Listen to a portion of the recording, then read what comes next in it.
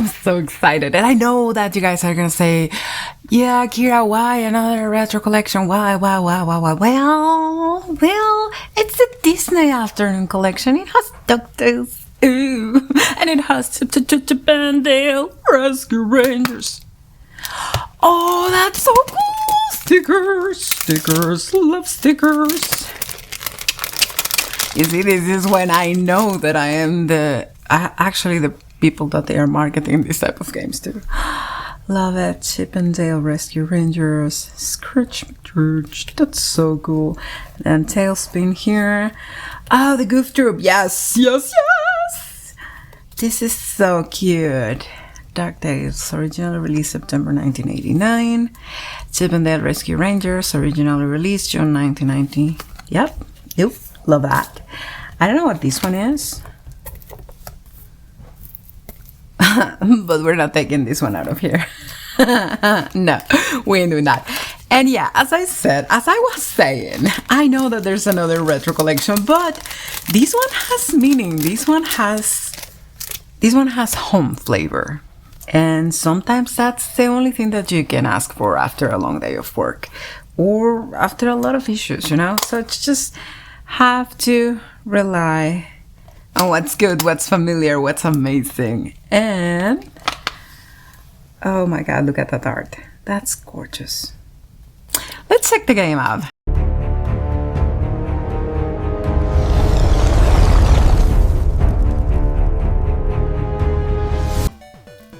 And right off the bat, we're gonna start with a very divided topic, okay? When it comes to performance, I think that the performance was very, very, very clean, very refined, okay? Because when you're jumping between platforms, especially in DuckTales, or navigating the skies in TaleSpin, you do need kind of absolute precision. The frame pacing is rock solid across every single title on the package. So that's kind of difficult nowadays. Usually they follow the rules of each game. In this one it felt pretty solid. Input response though, that's where the divide comes in. I think that it was instantaneous. I think that when you press the button, the character moved wherever that you wanted to move. However, there is a school of thought that thinks that there is a little bit of input lag. And what I think that happens here is that when you play them in the 90s, that was the norm, okay? The norm was a very slow response in between your controller, your game, and everything. I mean, when it came to boss generation, to all of those things, yeah. That's the way that you felt it back in the day. That's the way that the nostalgia crowd knows those games. So that's why I say that it's kind of like a divide in there. I do feel that they played very good. If I were to say one that was kind of clunkier or slower than the other ones, I would go with Chip and Dale Rescue Rangers 2. That one felt kind of clunky. But yeah, everything else felt great. It was really nicely optimized. So performance-wise, from my standpoint, it was amazing. Now, when it comes to the graphics, they are a treat, a feast to the eyes. Because it is super cool that you get the choice of playing in either crisp mode or that beautiful fuzzy CRT filter that makes your eyes feel like you are back in the 1990s in front of your TV with your controller in your hand with a bowl of cereal and a giant blanket and everything is fine. The original filter, I would say, is the way to go for the authentic and slightly muddy glow of a classic 90s TV, providing you with that warm, that familiar sense that this was home, However, if you say, you know what, screw that, I want that modern look, I want it to look great in my TV, well, The crisp mode actually keeps the pixel art sharp and readable on modern displays. Okay, that way you're not gonna see any of those stretched, weird-looking graphics that can ruin the aesthetic of a game. So, I love the idea of having the choice of going back in between nostalgia and modern without feeling weird about it.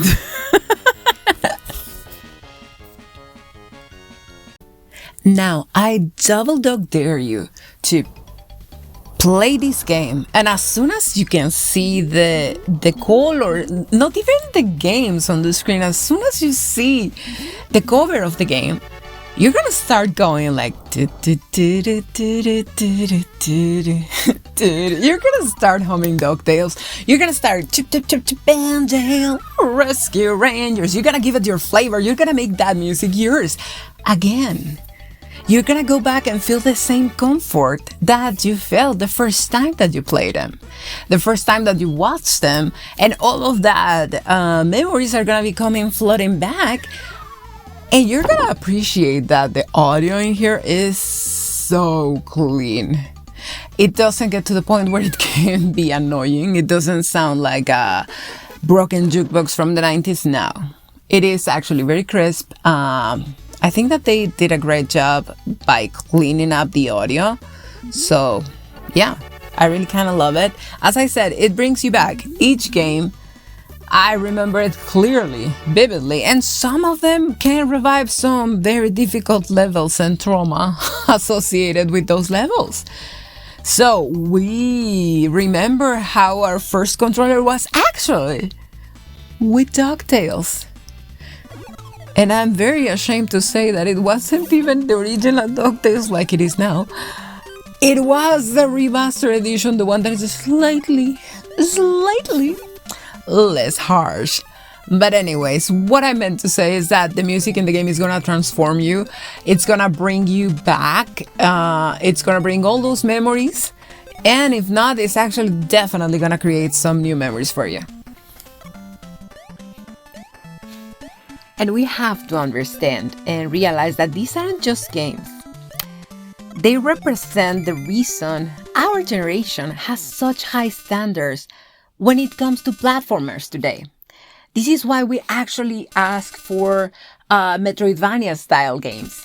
This is why we love our Dark Souls. This is why we love all of our very, very, very difficult games.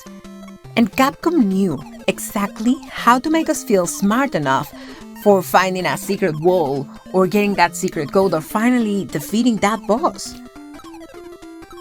Even if we just stumbled into that secret wall by accident. But it really made you feel smarter. What can I say? It's the way that the cookie crumbled, right? So, this collection serves as a vital preservation project for that golden age of platformers. It highlights how developers back then had to design around a ton, massive hardware limitations to make games that were actually, at least a little bit good, enjoyable. Some of them not as playable as we wanted. Some of them unfinished. But hey, they didn't have terabytes of storage. They had a few kilobytes and a dream. We have all had a dream. I mean, this is my dream. And this collection proves that trying to create something is always more powerful than just raw processing power. This collection is a masterclass in design that modern studios sometimes still fail to grasp. It is not all about the more detailed image, it's not about the more complicated game. Games also need to remember to be fun, to be whimsy. Not everything has to be a piece of art. Sometimes the most repetitive and slightly challenging thing is what you need at the end of a bad day. So, the Disney Afternoon Collection does bring that to the table.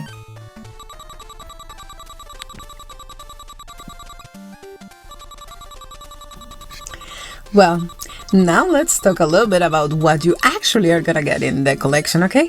First of all, obviously, you're gonna have DuckTales. Ooh. 1 and 2. These ones are the undisputed pillars of the collection. I mean, that pogo jump mechanic, oof, it remains the most satisfying tactile movement system in 8-bit history.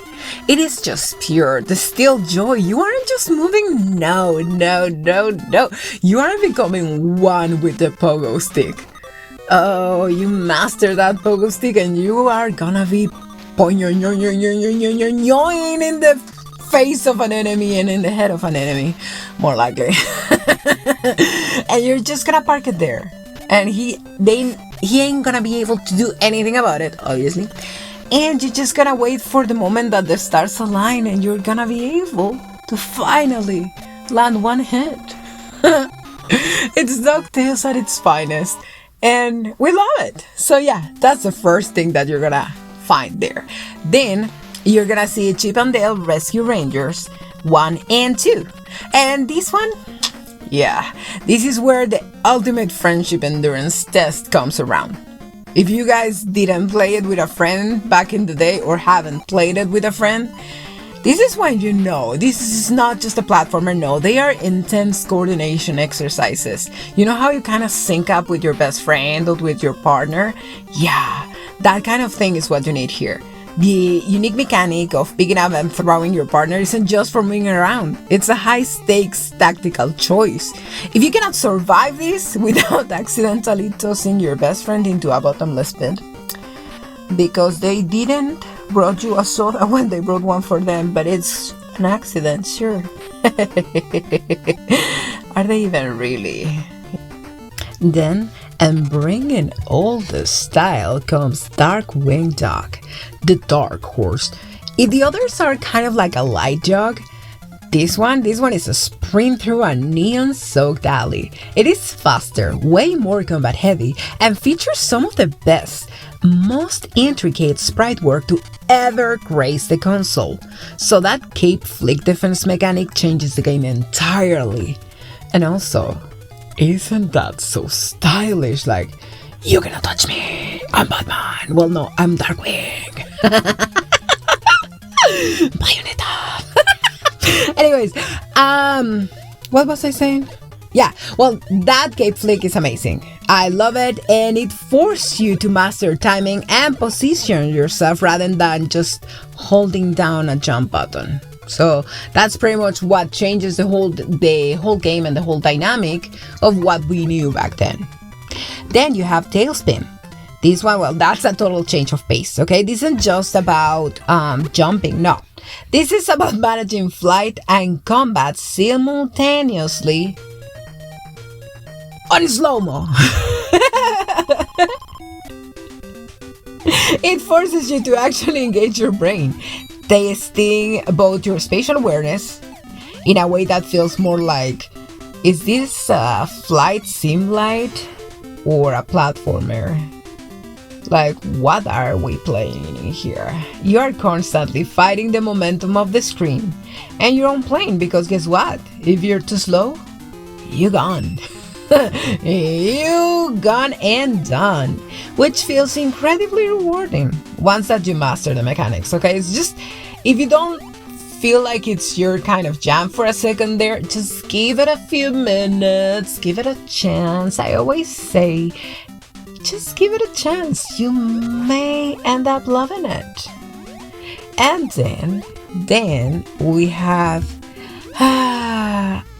genius in action.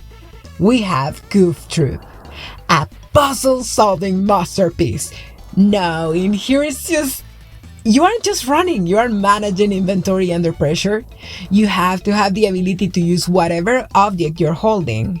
Is it a barrel? Is it a key? Is it a plant? Is it a pot? Is it a what? What do I have in my hand? And what can I do with it? Okay? It's your multi-purpose tool. And that's when you're gonna be like, oh, I needed to do this, I needed to do that. Well, and guess what? It's also a co-op, which makes it so freaking nice. I love when you can play a game on your own. and when you can actually share it with a friend. Hey, two brains work better than just the one, right? Now, last but not least, we had Bunkers. And now this one was the absolute wildcard, okay? Bunkers is high energy chaos that refuses to sit still. Huh, kinda like me. Oh, and he's also a ginger. I'm sensing a pattern here. The unique camera swing platforming in the game and the way that it utilizes the environment to pull off sunny, scrinkly, and slapsticks moves is wild. You're gonna be dashing here, dashing there, dashing everywhere, but it's not like the game is trying to be a serious platformer, okay? It's not dashing like, oh my god, you are a Sonic wannabe. No, honestly, no. It's just trying to be a Saturday morning cartoon. It's trying to give you that feeling, that whimsy feeling, that home feeling that I woke out before anybody else in the house. I need to go tippy-toe into the living room, turn on my TV, grab a bowl of cereal, no milk because ew, who likes milk? Position yourself in front of the TV and enjoy half an hour of fun and half an hour of new knowledge of commercials of either new games or new toys that were coming that you definitely wanted to try. So yeah, that's what it was trying, and that's what it provides. That's what this whole collection brings back.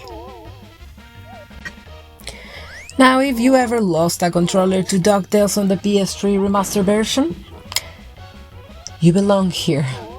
We see you, we understand you, we share your pain, and if you share our pain, hit that subscribe button or share this video. Come on, share the love with somebody else. And yeah, it's the only way to heal our shared trauma. Now, in the games, the rewind feature is arguably the best addition, okay? It's gonna let you experiment the game without difficult platforming segments and without the demoralizing failure after, okay? It kind of lowers the barrier to entry a little bit while keeping the challenge intact for those that actually want to go through the challenge. You may just want to have the experience, but not the experience that we had back then. Or maybe you had a rough experience back then and you want to kind of like rekindle with the game on a way that you can enjoy it. So the rewind addition is actually great. It's a great mechanic. It lets you experiment the game on your own pace. And also they added the time attack and the boss rush modes, okay?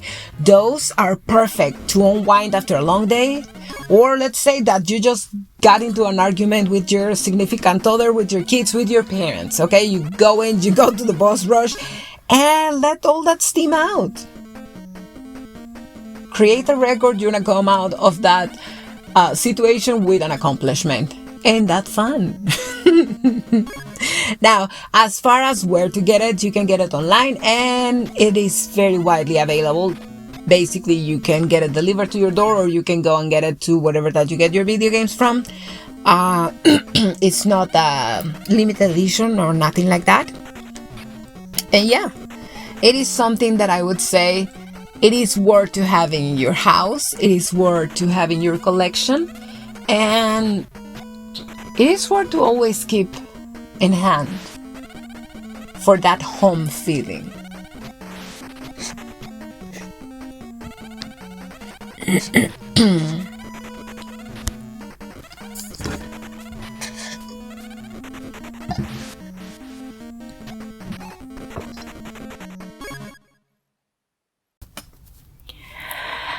Honestly, this collection is just dang good. It is polished, it's fair, and it's genuinely fun. So took the time to make sure this wasn't just a quick cash grab. And it shows in every single pixel. If you want a masterclass in how to repackage retro games, this is it. So, thank you for watching. You belong here. We are weird. We love games. I'm Kira, and I'll see you on the next quest.